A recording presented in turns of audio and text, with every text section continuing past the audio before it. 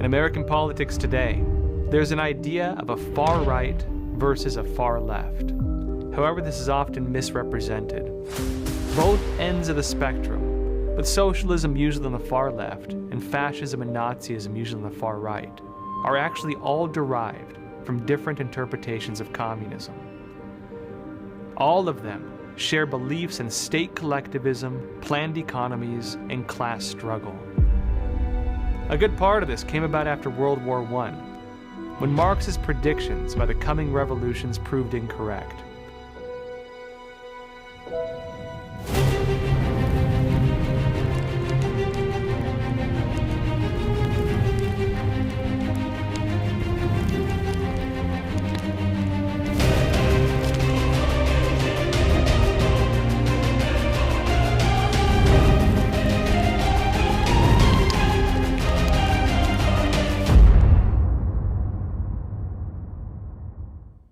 Contrary to Marx's predictions that the livelihood of workers would become worse under capitalism, their livelihoods actually improved.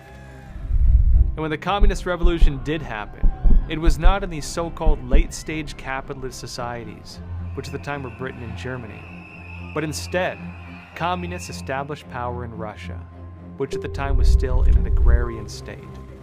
Also, instead of the so-called proletariat against the bourgeoisie, the Bolshevik Revolution was the military and intelligentsia against the feudal Russian Tsarist system. The series of events largely disproved Marx's predictions and sent communists at the time back to the drawing board. Then they came up with other variants, which included, among others, fascism and Nazism.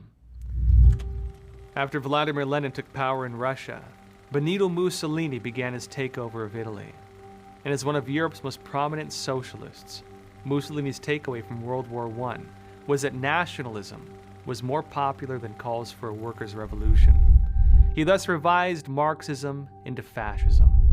Fasci referred to a bundle of sticks reinforcing the handle of an axe, and it was used to represent the idea of state collectivism.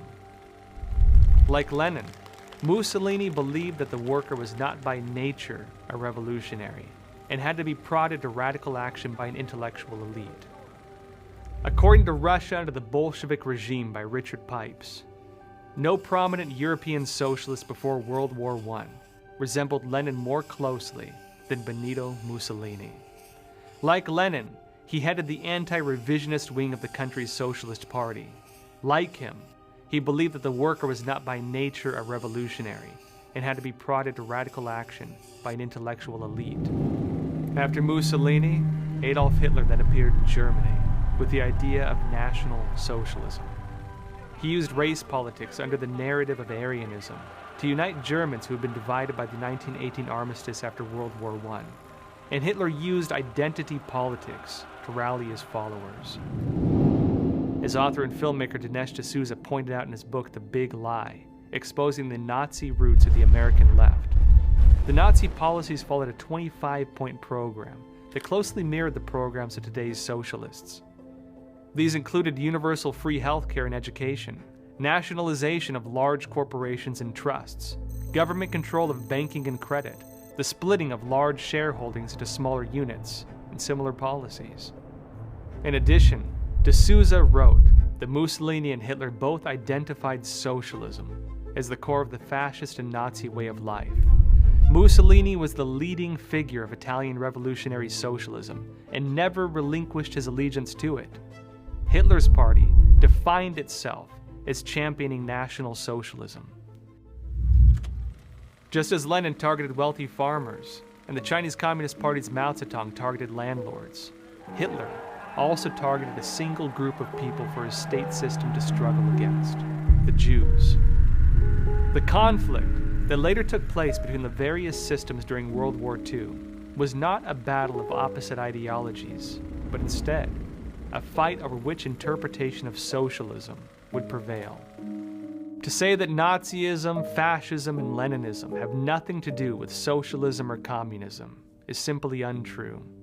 They lost their respective wars in the course of history and were disowned.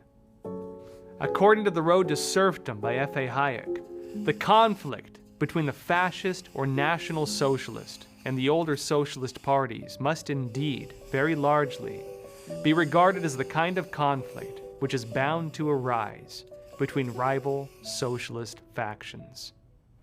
Today, Antifa ironically advocates for both communism and anarchy's complete destruction of government.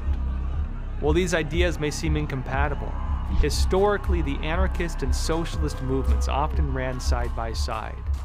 While socialists believed that a stage of government tyranny was needed to drive society into communism, the anarchists believed they could bypass the stage of socialist tyranny and create communism themselves. William Godwin, who lived from 1756 to 1836, was one of the founding anarco-communists. He held that through personal anarchy, a person could achieve what he called voluntary communism. Under this idea, anarchists achieve communism's desolation by internally destroying the recognition of morals and hierarchy, thereby breaking the bonds of morality and order within themselves, rather than through external institutions.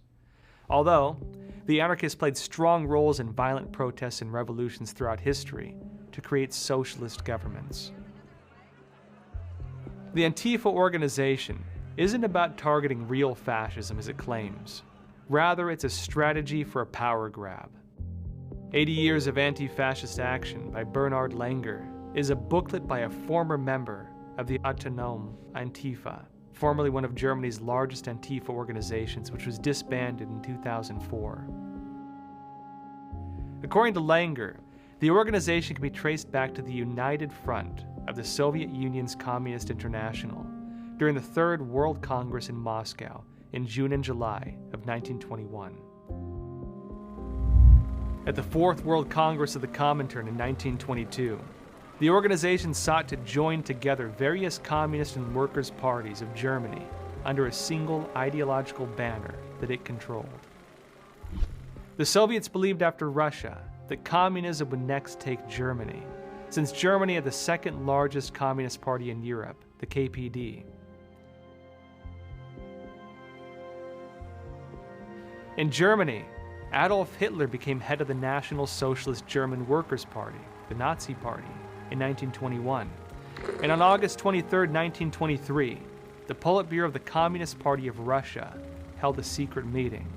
And according to Langer, all the important officials spoke out for an armed insurrection in Germany. The KPD launched a movement under the banner of United Front Action and branded its armed anti-fascist wing under the name Antifascisti Action, or Anti-Fascist Action, where the Antifa organizations in other countries are rooted. Anti-Fascist Action began to attract some members who opposed the arrival of actual fascism in Germany, but who were unaware of the connection. Communism was unpopular with many people in Germany at the time. The violent revolutionary rhetoric scared people, and the middle class would never go for communism. Seeing this, the socialists of Germany understood they needed a new strategy. So the KPD used anti-fascist action and labeled anyone who was opposed to them as fascists. Thus rival parties, especially the SPD, or Social Democratic Party of Germany, were placed under the fascist label.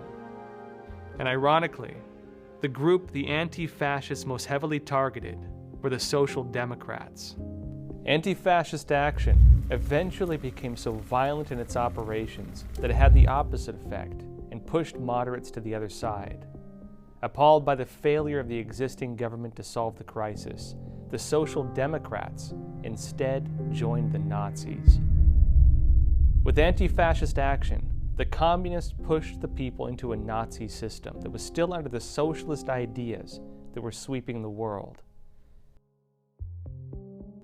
And meanwhile, the people didn't know the KPD was actually a member of the Comintern, and within a few years, it became a Stalinist party, both ideologically and logistically.